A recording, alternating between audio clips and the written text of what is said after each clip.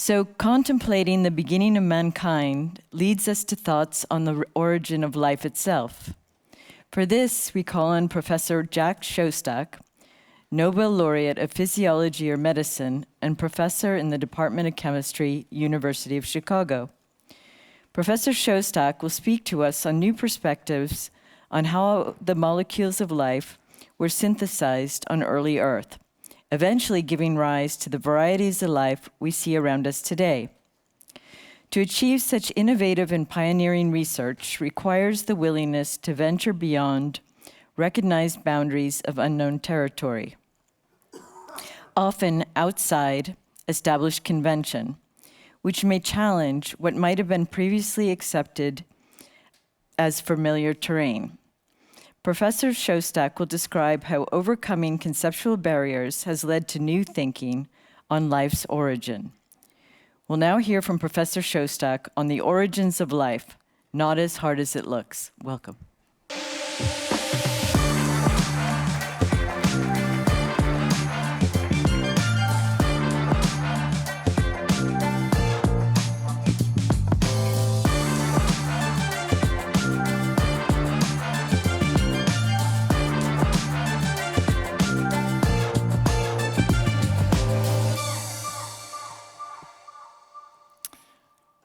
Okay, I'd like to begin by thanking Laurie and Bengt for inviting me back to speak in this wonderful symposium. It's a hard act to follow Don, who's given us an amazing overview of the origins of our species. But what I'd like to do is go back about another 1,000-fold in time to somewhere around 4 billion years ago, when the chemistry of the early Earth was developing and becoming more complex and ultimately giving rise to biology. So that's a hard thing to study for many reasons, including the fact that we have no actual, geological samples of the surface of our planet back then. So a lot of what I'm going to talk about is a mix of sort of theory and experiments that gives us ideas about how things might have happened. What we can do is test our ideas. We can figure out what things don't work, and what we're left with, we hope, is a possible path leading from chemistry to biology. So when I was thinking about how to present all of this, one thing that really struck me, something that's happened again and again, is that we see at some point an advance in the field, which usually results from overcoming some preconception, some deeply ingrained idea about how things ought to work, which turns out not to be true. So it's overcoming those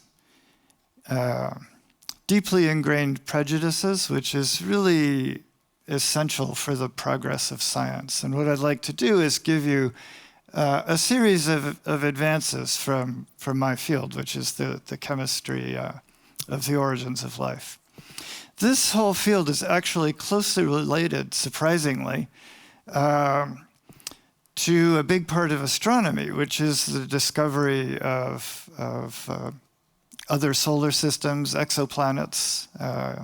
We now know that there are millions, probably billions of other planets, many of which are like the Earth, orbiting other stars. And that's given rise to a huge hunt for signs of life out there. I'd just like to ask everybody in the audience here, how many of you really think that there is life out there on other planets? Just raise your hands if you think there's life out there. Okay, and how many of you are equally sure that we're the only place that has life? And I see there are a lot of people like that too. So we have these very divergent views, right? Life you know, we've seen that it arose here. It's given rise to this incredible diversity that we see around us. Some people think that must happen out there. Other people think, well, life is so complicated, maybe it only got started here. If we could find another independent origin of life, that would clearly say that it's not so hard to get from chemistry to biology. But so far, we have only one example. And so my view is that we don't know, we can't say. What we're trying to do in the lab is figure out if there's what looks like an easy path to biology. But I think it's our friends in astronomy who will perhaps most clearly answer this question. Okay, let's see. Okay, all right. So, yeah, I wanted to just briefly say, why do so many of us think that life is common in the universe? So clearly one example is there are lots and lots and lots of environments that could support life, right? We have already in the early days of this adventure, over 5,000 confirmed exoplanets, planets orbiting other stars. And many of those are in the habitable zone where you could have liquid water. And so it's pretty clear that a lot of these environments out there could support life. We just don't know if they do. I think another reason for thinking that life might be common is that there was a lot of time available on our planet for life to get started.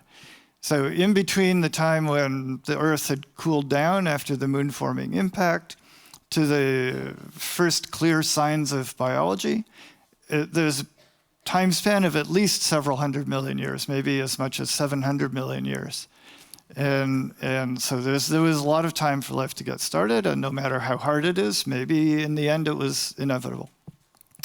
On the other hand, I think what makes a lot of us think that life might be rare and really hard to get started is that modern life is just so incredibly complicated, right? So this is part of the metabolic chart. I mean, every living organism on the planet has thousands of coordinated chemical reactions going on all the time, catalyzed by incredibly complicated and beautiful enzymes.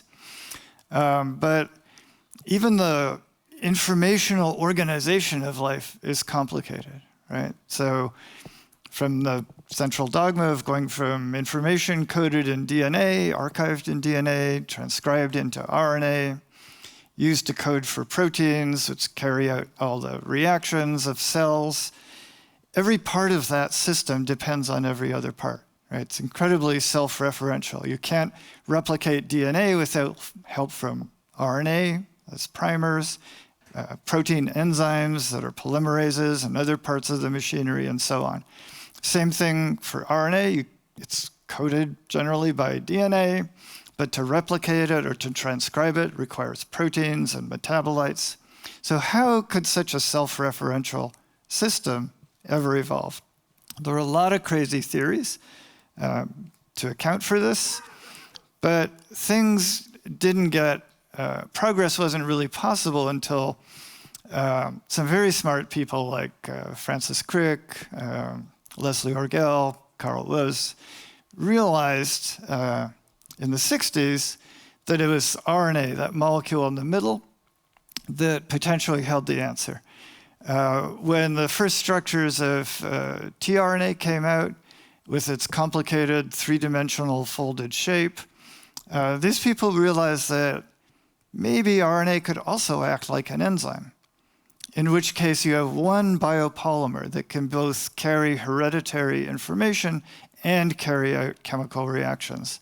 And so it became possible to at least think of an earlier, simpler stage of life's history, where before the evolution of DNA, before the evolution of proteins, you could imagine simple cells with an RNA genome that was catalyzing its own replication as well as biochemical functions. Okay, so that simplifies the problem of how life got started enormously, but we still have to work out how could the chemistry of the early planet give rise even to structures like this, which are still quite complicated. So here's a more detailed view of what we think these early simple cells might have looked like. We often call them protocells. They still have a membrane envelope that keeps things together so that different parts of the system don't just float off into space. Inside this membrane compartment, we have small bits of genetic material, which we are pretty sure was RNA or something closely similar to modern RNA, maybe not identical. These kinds of structures are actually very easy to assemble in the laboratory. But the harder part is to imagine how a system like this, a protocell, could actually grow and divide and replicate its genetic material before there was any evolved genetic material, right? We need to go through this stage where we have this self-assembling system that's complicated enough to actually undergo replication, but just based on chemistry and physics. That gives rise to the ability to begin the process of Darwinian evolution, which can lead to the complexification and diversification that we see around us now. Okay, so in thinking about how to do the replication of primitive RNA molecules, I want to begin by mentioning one of the pioneers in this field, the late Leslie Orgel, who had been working ever since the late 60s, early 70s on how to imagine replication happening without enzymes. And one of the key insights that Leslie had, out of many, was the fact that the substrates, the nucleotide molecules that would be polymerized during the process of replication, had to be different from what we see in biology today. So what you see on the top, the nucleoside triphosphates, are the universal substrates for DNA and RNA replication now, but they require very sophisticated enzymes in order to accelerate that polymerization process. And if you don't have those sophisticated catalysts, you need molecules more like what you see on the bottom, those so-called phosphorimidazolides. These are molecules that are reactive enough that they can start to polymerize all by themselves without any help from sophisticated, fancy evolved catalysts. So that kind of insight gave us our kind of standard view of how this copying chemistry ought to work. And this little video that was made by Janet Iwasa shows how we were thinking about the process. We'd imagine single strands of RNA floating around in this chemically very rich environment filled with activated nucleotides that could find their partners by Watson-Crick-Franklin base pairing and sort of click into place, reacting with the growing chain and building up a copy, as you see here. So to look at that in a little bit more detail, what you can see in the diagram is that we have a short strand at the top, a primer, which is growing by copying the template. And the way we imagine this working is based on what we know about how this happens in biology. We imagine a single activated nucleotide coming in, binding to the template, the bottom strand, next to the primer. And for those of you who are interested in the details of the chemistry, the atomic structure of one of those substrates is shown at the bottom, but the schematic version at the top shows you the essence of it. So this nucleotide comes in and binds, the primer attacks, adds one nucleotide, and kicks out the green imidazole moiety as the leaving group. And I'll show you an example of an experiment like that. This is the kind of thing that was pioneered in Leslie's lab. This is an experiment we did in my lab many years ago. And it shows the progress of this type of spontaneous copying chemistry. No enzymes involved. Okay? So in the gel image underneath the sequence diagram, at time 0 is the starting material. After a minute, you can already see a slower moving band that represents the primer where one base has been added. After a few more minutes, you see a second base coming in, and then a third base coming in by 5 to 10 minutes. So the basic chemistry of copying works, but there's a puzzle hidden in this experiment. And if you look closely at the template sequence, you'll see that there are 4 Cs, which Gs can come in and base pair, making a GC base pair. But you see in the experiment, only 3 of them get copied, right? And why is that? This was a puzzle that was in the literature for at least 40 years. And it was just one of those things that there was like no obvious explanation for. And so it kind of lay there. Remarkably, really remarkably to me, in Leslie's lab about 25 years ago, they did a very clear set of experiments that showed that when a second nucleotide binds to the primer, downstream of the one that's going to react, it accelerates the reaction. That second nucleotide is acting as a catalyst. Right? It just seemed like an incredibly important clue as to the mechanism of this process. But that discovery lay there uncited, unseen, unknown for almost 25 years until a fantastic student in my lab, Noam Privas, rediscovered this independently from his own experiments. To me, this always seems like a really iconic example of the fact that by working hard in the laboratory for several months, you can save yourselves a couple of hours in the library reading the literature. So we rediscovered this, and we really tried to get to the bottom of it, to figure out the mechanism of this catalysis. And we spent several years on this. We tried all kinds of things. Our bias was that this catalytic effect was probably some kind of molecular interaction. Some part of the second nucleotide was maybe helping to pre-organize the structure of the reactive nucleotide and to make it, in the right geometry for the reaction to go. But we could never nail that down. And finally, a new student came into the lab, Travis Walton, and he swore he would get to the bottom of this mystery, and amazingly, he did. And what he discovered was that the interaction between these 2 nucleotides, the catalyst and the one that's going to react, was not, as we thought, a non-covalent reaction involving a change in geometry, but actually due to the formation of a covalent intermediate. So the process is diagrammed on the left, and the chemical details are on the right. But basically what happens is that two of these activated nucleotides react with each other. They make a strange-looking dinucleotide that binds to the template by 2 Watson-Crick base pairs. So it can bind more tightly, which means you need less of it, which is nice. And we were able to show later from structural studies that bridge, that phosphate, imidazole phosphate bridge, is pre-organized in 3-dimensional space to favor the chemical reaction of template copying. And so I think what took so long to make this discovery was the fact that we were convinced that this non-enzymatic copying ought to work the same way as it does in biology. It just doesn't.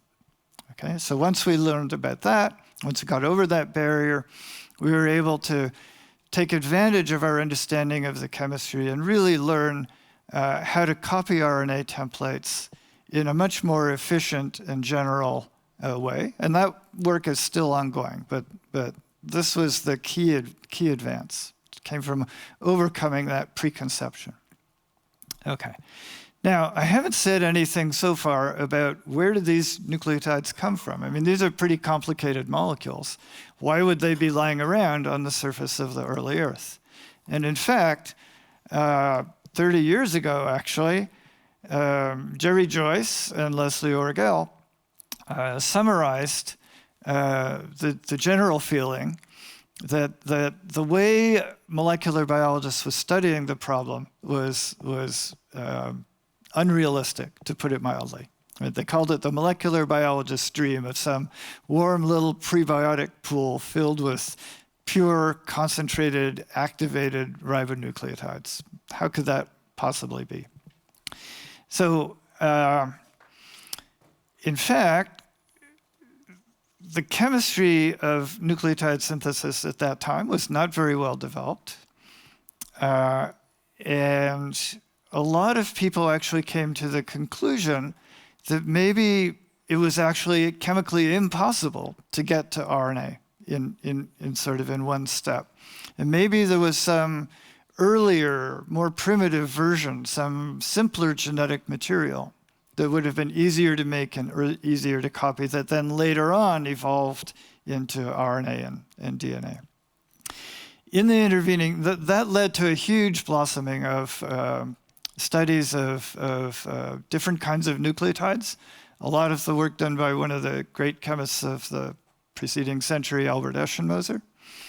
But in the end, nothing as good as our ribonucleotides ever came out. Still has left the problem, though, that in the chemistry going on, not in a nice, clean lab where everything is well controlled, but in a natural environment, it's not going to lead to pure ribonucleotides, right? We are now pretty sure, on the basis of a lot of chemistry that's been worked out by many people, but a lot by John Sutherland in the UK, that the synthesis of ribonucleotides is actually reasonably, not completely, but reasonably well understood. But it should be accompanied by at least some synthesis of closely related materials like arabinonucleotides, threonucleotides, and even deoxynucleotides. So any prebiotic synthesis, you'd expect to have some mixture of these different nucleotides, which could then polymerize into short chains, but they'd be kind of messy, very heterogeneous, right? And that doesn't seem like a good, very promising start to something that could easily replicate and actually fold up into structures that might begin to do interesting catalytic processes. So this is something we've been studying in my lab over the last 10 years. I'm just going to give you two quick examples that give us hints about maybe how RNA emerged as the winner from this primordial competition between different types of nucleotides.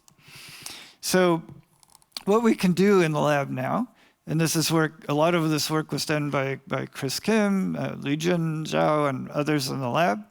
We look at these other possible relatives of RNA and ask, well, what about their copying chemistry? How does it compare? And if these other nucleotides were around, would it interfere with the copying of RNA? So for example, if we look at arabinonucleotides, which are very close to ribonucleotides, there's just one hydroxyl that's pointed up above the sugar ring instead of down. We can follow all the steps of the reaction, right? The activation process, the formation of that covalent dimer intermediate, the actual reaction with the primer, subsequent primer extension. What we see is the initial steps, in this case, the formation of that intermediate, it's not really affected, but the extension of a primer with an arabinonucleotide is slower than with RNA, and in a competition experiment, mostly what you see is primer extension with RNA. Not only that, but if an arabinonucleotide is incorporated into a growing chain, it's essentially a termination event. You can't extend beyond that. On the other hand, if there are arabinonucleotides in the middle of a chain, you can copy over it, but what you make is RNA. And similarly, with nucleic acids, where you have a 4-carbon sugar instead of a 5-carbon sugar, they actually look easier to make. But here, every step on the process is slower. Right? So at every step, RNA is outcompeting this very similar relative.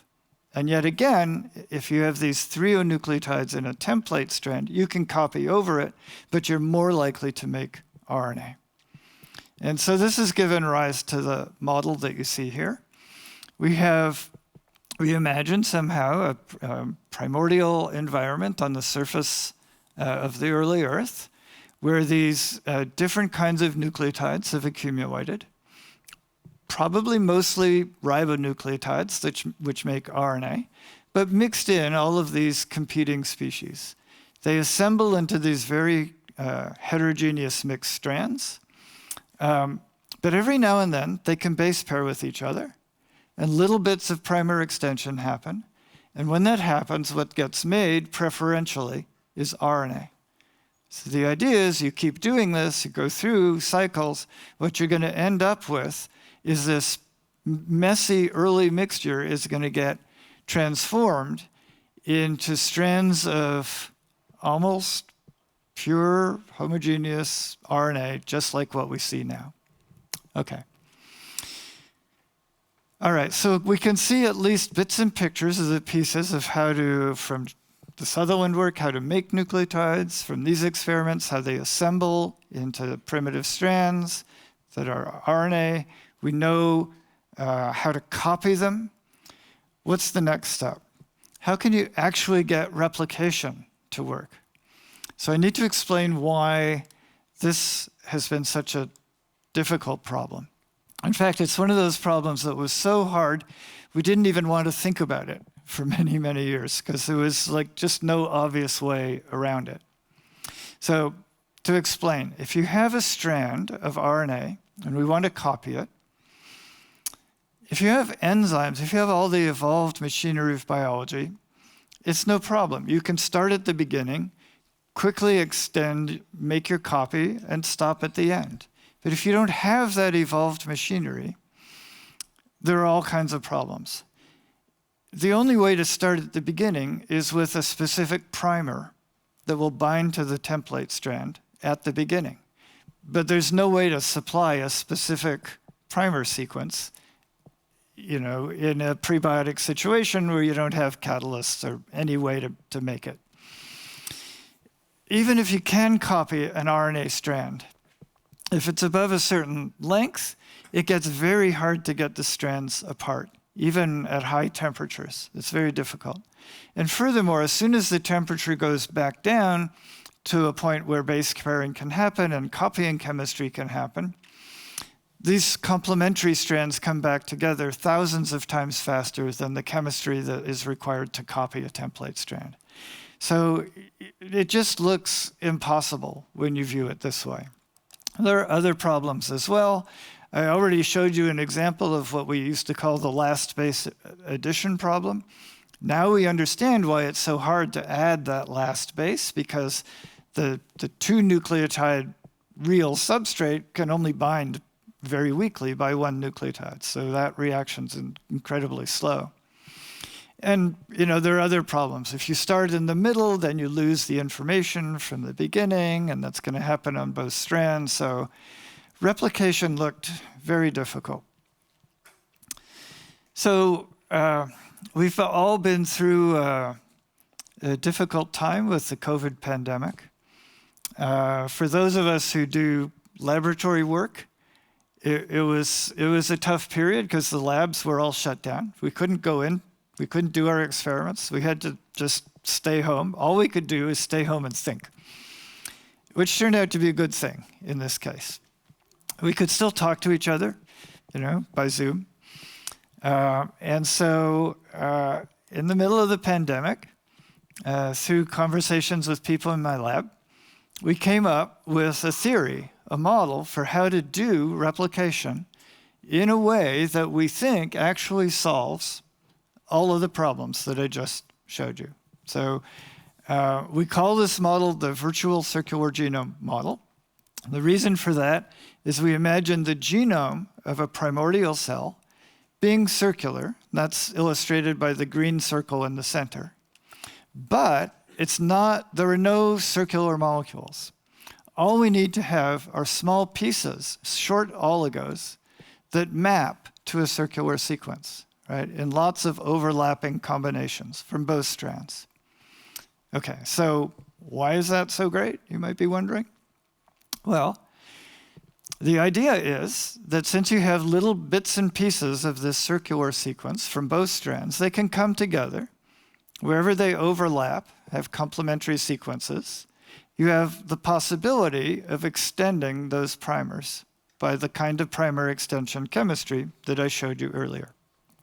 So these complementary fragments can come together in lots and lots of different ways, and some of them will allow for a bit of copying chemistry to go on. Others will not. But if you cycle the process through, you can eventually copy in little bits and pieces all the way around the circle. So by iterating that process, we think that it should actually be possible to replicate the entire circular sequence, but not like it happens in biology, where you begin at the beginning and go to the end and then stop, but in a distributed way, totally different, that then we imagine quickly evolved once you had catalytic machinery into a more efficient mechanism like we see in modern biology. Okay, so just to point out again that when these complementary pieces are allowed to anneal with each other, they can do it in lots and lots and lots of different configurations. In fact, this is one thing that makes it very hard to model this kind of process. Even for a very small sequence, there are hundreds or thousands of small subfragments. They can come together in millions of different ways.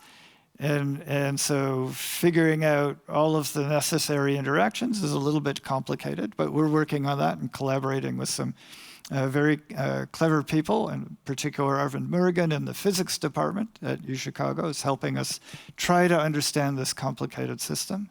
But we think that by cycling the environment, you can repeat this process of doing little bits and pieces of copying that will eventually give rise to replication. So that's shown here. We have a cycle. Every time the environmental conditions allow these short pieces to come apart, then the conditions change to allow base pairing. They come together in different configurations that allows, in different places, little bits of copying chemistry to go on. So a lot of what we're doing in the lab now is trying to experimentally test this model and actually demonstrate replication in the lab. So we'll have to see how that goes over the next couple of years. Okay, I want to tell you another actually interesting little anecdote of where we faced a problem that really looked like it was a very hard to get over step in imagining how this copying chemistry could work. So again, the schematic of how this works is shown at the top. The chemical details are shown at the bottom of the slide. But here's the puzzle. We have these activated nucleotides. They react with each other to make this bridged dinucleotide that's the real substrate for template copying. But that reaction is reversible, okay? And the equilibrium of that reaction is actually towards the monomers, which are not good for replication. The amount of material that gets made at equilibrium that can drive copying is pretty small, okay? So it's an equilibrium process. What can you do, right? Is there any way to make this whole thing work better, to make more of the molecule that we need to do copying? And of course, there is. You know, if you think about non-equilibrium chemistry, it turns out we've actually found two ways to shift the equilibrium in the direction that we want. One is a chemical process that we actually don't really understand, so I'm not going to talk about it.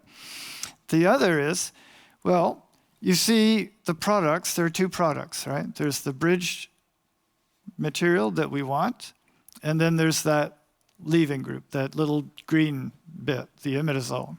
If we can get rid of that, we could shift the equilibrium. This is something that we're working on. We imagine this working inside protocells, membrane compartments. If we allow mononucleotides, activated nucleotides, to diffuse into this compartment, right, we'll get a little bit of the reactive dinucleotide that we want. But if we can wash out that imidazole leaving group. We can shift the equilibrium all the way towards making the actual important substrate for template copying. And that should make template copying go faster at lower concentrations, and we know from other experiments, much more accurately.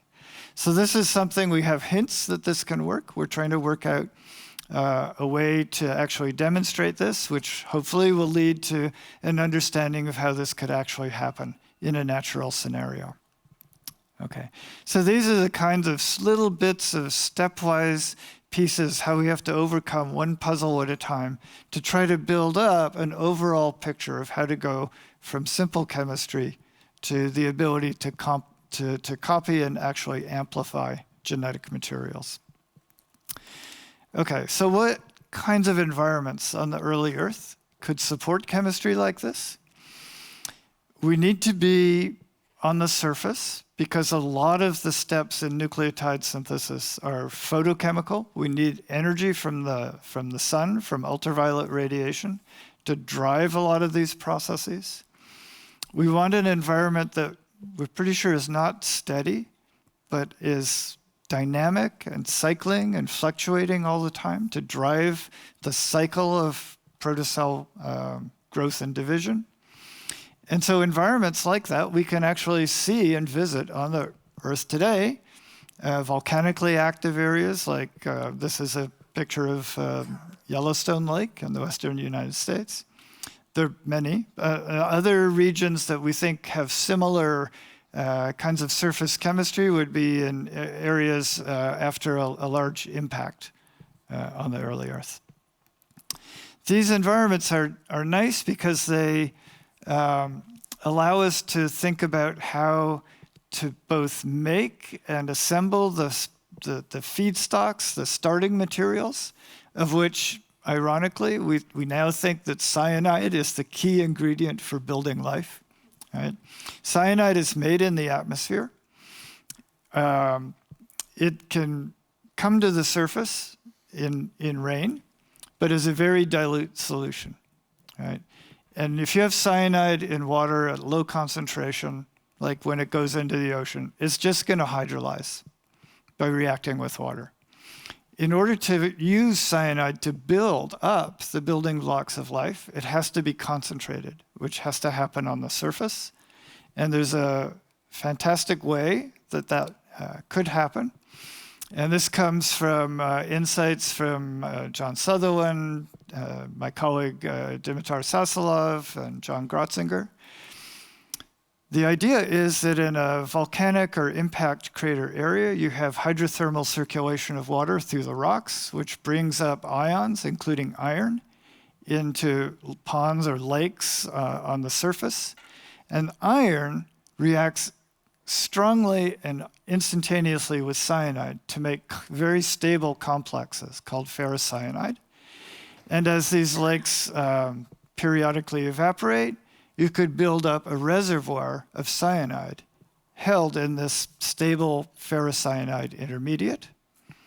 And then, again, if you're in a volcanic area, lava flows will come over this, thermally process these chemicals, and release concentrated cyanide, ammonia, cyanamide, all the reactive starting materials that we need to build up sugars, amino acids, and nucleotides. And then when they come to the surface, as rainwater leaches these things out and through the groundwater and up through springs, they can flow, for example, over, this is a terraced outflow, again in Yellowstone, be exposed to ultraviolet light, undergo chemical transformations. Intermediates, like here one of the key intermediates in the synthesis of nucleotides, tends to crystallize out. Another opportunity to build up a reservoir of a key intermediate as a crystalline reservoir. And again, contaminants, side products, byproducts can get washed away. And it's this kind of thinking about how to get away from the idea of this primordial soup where everything's just all mixed up together, right? to the new way of thinking, which is that you build up reservoirs, you undergo a few steps, make a new reservoir of the next key intermediate that can get purified. And in that way, you can build up at least an idea, a model of how these complicated transformations could actually occur in realistic geological settings. Okay. So the way we're thinking about it now, just to summarize, is that we imagine very primitive cells, protocells, whose growth and division and internal replication are driven by the environment. In modern life, of course, all these processes are internally controlled by highly evolved, sophisticated machinery, protein enzymes. But in a primitive situation, we imagine the environment is responsible for driving a cycle. And so here's one idea of how something like that could happen. You have protocells in a pond. You have hydrothermal vents releasing streams of hot water, which we see today in lakes like Yellowstone. Get caught up in a stream of hot water, these short fragments of RNA can come apart.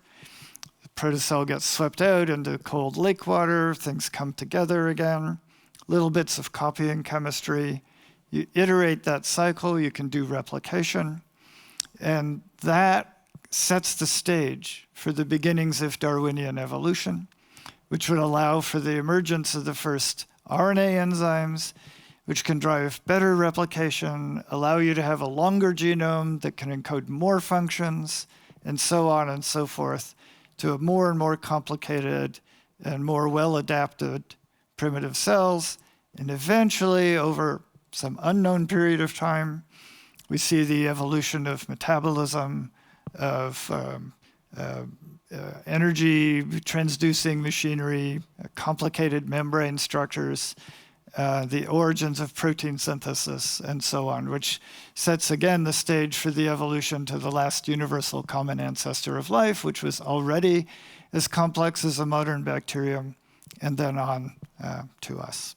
Okay, so again, just to study, I think, from all of this long history of sort of theory and laboratory experiments, one of the things that strikes me as the most important is keeping an open mind and being ready to abandon your preconceptions and think of a new way that things might actually work. And I think that's happened enough times that we're just starting now to see the outlines of a coherent pathway going all the way from the chemistry of the early Earth up to the beginnings of biology. Okay, so just wanted to mention, I've just finished writing a book with Mario Livio, who's a fantastic astronomer. And if any of you are interested in learning more about the details of that process, you can find it in this book, which will come out this fall. And so with that, I'd like to thank you all for listening. And thanks again for the opportunity, Laurie, to speak here. Thank you. Thanks.